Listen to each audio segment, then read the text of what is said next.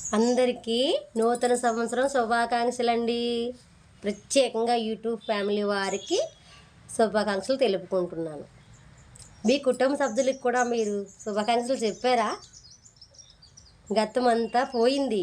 ఎప్పుడు 2025లో, మనం ఇప్పుడు 2026లోకి వచ్చామండి. నూతనంగా వచ్చాం కాబట్టి చాలా సంతోషంగా కుటుంబాలన్నీ ఉండాలి. కుటుంబ సభ్యులు అందరూ సంతోషంగా హ్యాపీగా ఉండాలి. మన పిల్లలు, కుటుంబాలు, బంధుమిత్రులు, మన ఊర్లో ఉన్న పెద్దలు, అతిథులు అందరి కోసం కూడా మనం ఎవరి దేవుడి ఇష్టం వాళ్ళకి వాళ్ళ దేవుడికి ప్రార్థన చేద్దాం ఈ 2026లో.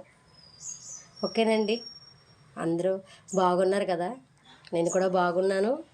26 ఎందుకంటే 25లో బస్సు ప్రమాదాలు, ట్రైన్ ప్రమాదాలు, ఫ్లైట్ ప్రమాదాలు ఎన్నో జరిగాయండి.